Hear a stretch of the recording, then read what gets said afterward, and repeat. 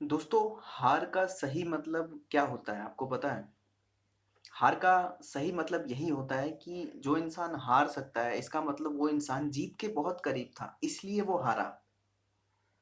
जो इंसान गेम में, खेल में प्रतिभागी ही नहीं हुआ, खेला ही नहीं और उसके बावजूद वो हारता है तो उसको हारना नहीं कहते, उसको नाकामयाबी कहते हैं। इसलिए कोशिश करके हारने पर अगर आप हारते हो तो आपने कुछ ना कुछ सीखा है और हो सकता है कि जब सेकंड टाइम आप उस चीज को करोगे तो अवश्य ही आपके हाथ में जीत मिलेगी। इसलिए मेहनत और कोशिश करना बहुत जरूरी होता है। किसी चीज को देखकर, सोचकर, समझकर अगर हार जाते हो आप तो ये नाकामयाबी होती है और आप इस तरीके से कभी भी सफल नहीं हो सकते। आज की इस वीडियो में हम बात करेंगे कि जो संख्या, जो मैथ होता है, जो गणित होती है, मैक्सिमम मैक्सिमम मैक्सिमम बच्चों के अंदर वो डर होता है संख्याओं का। जब आप हिस्ट्री पढ़ते हो, जब आप केमिस्ट्री पढ़ते हो, उसके अंदर जो नंबर के काम होते हैं, नंबर का जो यूज होता है, डेट या फिर जो एक्सपेरिमेंट होता है या फिर आपका बेसिकली जो मेन पर्पस है वो है मैथ, रीजनिंग, नंबर का बहुत बड़ा योगदान होता है। और बच्चे मैक्सिमम ये सोचते हैं कि उनको कोई ऐसी समस्या है जिससे वो मैथ से डरते हैं, मैथ उन्हें नहीं आती और कोई भी फोन नंबर हो गया, सन हो गया या कोई भी संख्या से रिलेटेड आपको चीजें ही याद नहीं होती। तो ये प्रॉब्लम बहुत बड़ी है, ये कोई छोटी प्रॉब्लम नहीं है। आप इसको अपनी बीमारी भी समझ सकते हो, अपनी बेवकूफ़ी भी समझ सकते हो, आप इसको जो चाहे वो समझ सकते हो, लेकिन इसका सॉल्यूशन बहुत ही सिंपल और एकदम सादर है। आप कोशिश करोगे तो वो प्रॉब्लम आपकी शॉर्ट आउट हो सकती है, उसका सॉल्यूशन है। मैं उसी सॉल्यूशन के लिए इस वीडियो में आया हूँ आपके सामने कि आप गणित को अच्छे से कैसे समझेंगे।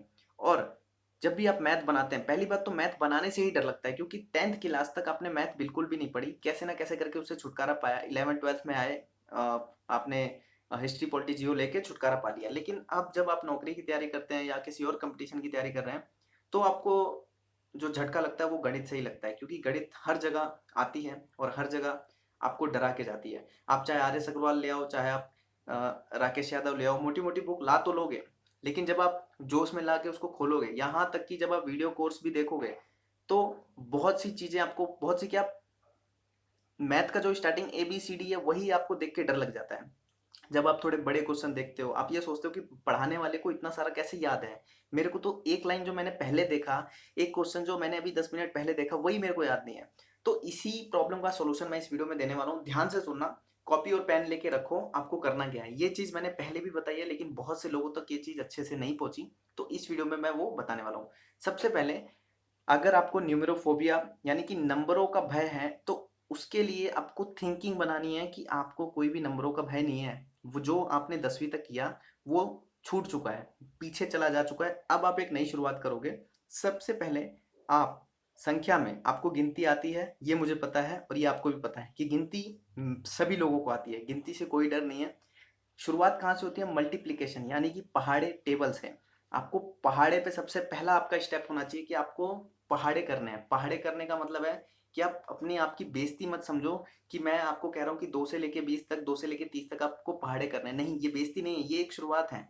आप अगर 2 से लेके 30 तक धीरे धीरे, ये नहीं कि एक ही दिन में जोश में आके करो, 2 से लेके 30 तक एक दिन में 5-5 पहाड़ों को आप करना शुरू करो, ठीक है? 2 से लेके 30 तक आप पहाड़े करो, क्योंकि जब ये छोटे छोटे स्टेप लोगे तो आपको नंबरों का जो भय है, जो भी सन का भय है, जब भी आप कोई हिस्ट्री में सन पढ़ोगे ना, आपने अगर पहाड़े पढ़ रखे हैं और क्यूब पढ़ रखा है, स्क्वायर पढ़ रखा है, तो आप उन नंबरों को क्यूब, स्क्वायर, पहाड़े के जोड़ घटाव को लगाकर एक पॉइंट सेट कर लोगे और वो आपको सन भी याद रहेंगे। ये चीज आपको हिस्ट्री पॉलिटी में भी बहुत सारा नंबर दिला पाएगी, ठीक है? तो आपको सबसे पहले पहाड़ा पढ़ना है, पहाड़े के बाद क्यूब रूट, स्क्वायर रूट, 1 से लेके 30 तक, सारी जो चीज़ें वो 1 से लेके 30 तक अगर ज़्यादा कर सको तो ये आपके ऊपर है, बहुत अच्छी बात है। लेकिन मिनिमम 2 से लेके 30 तक आपको पहाड़े, 1 से लेके 30 तक आपको क्यूब और 1 से लेके 30 तक स्क्वायर है।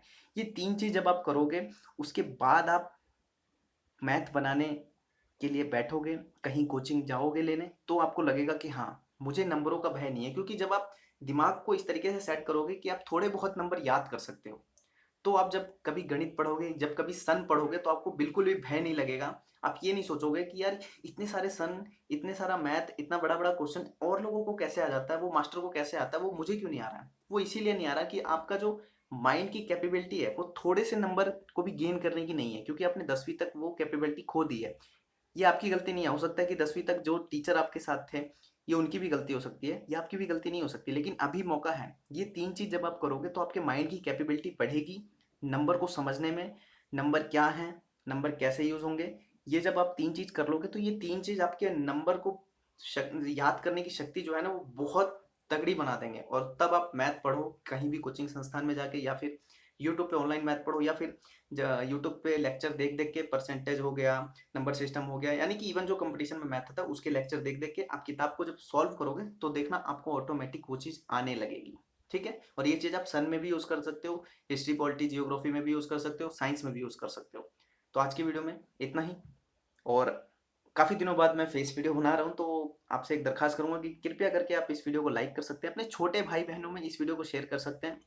हालांकि देश में व्यवस्था जो है वो बहुत ही चरमराई हुई है, ऑनलाइन सोशल पे भी आप लोगों को अभद्र तरीके से चीज़ें परोसी जाती हैं, जैसे टिकटॉक, व्हाट्सएप, यूट्यूब, ये दुनियादारी जो चल रहा है। इससे अच्छा है, मैं अपने आप को मानता हूँ कि मैं कुछ ना कुछ आपको ज्ञान, कुछ ना कुछ अच्छी चीज़ें बता रहा हूँ, जो मेरे छोटे भाई बहन सीखेंगे, जब बड़े होंगे तो देश के विकास में वो योगदान देंगे, एक अच्छी नौकरी लेकर, एक अच्छा इंसान बनकर, ना कि टिकटॉक और फलाना ढिमकाना करके वो अपना समय बर्बाद करें। ठीक है, तो अपने छोटे भाई बहनों में अच्छी चीज़ें शेयर जरूर कीजिए, उनको सिखाइए कि अभी समय पढ़ने का है, अभी कुछ बनने का है। टिकटॉक और जो फालतू की चीज़ें हैं उस पे उसे देखने का समय बाद में आएगा, अभी हमको पढ़ना चाहिए और हमें अपना विकास करना चाहिए। ठीक है, तो आज की वीडियो में यही था, इतना था। जय हिंद, वंदे मातरम।